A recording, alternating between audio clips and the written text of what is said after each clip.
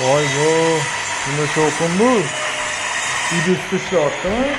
Ha, blender ishlatyapman. Muncha ovoz baland buni. Hozir o'zim hal qilib beraman.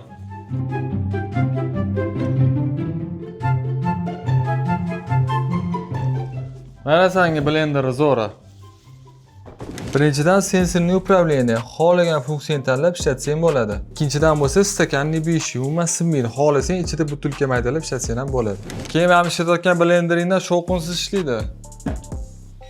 Yo'q, hozir sinab ko'ramiz.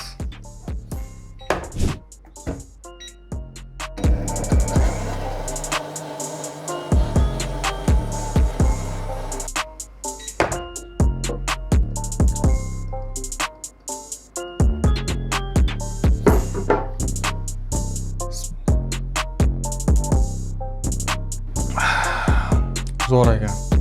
Texnet har tomonlama qulay.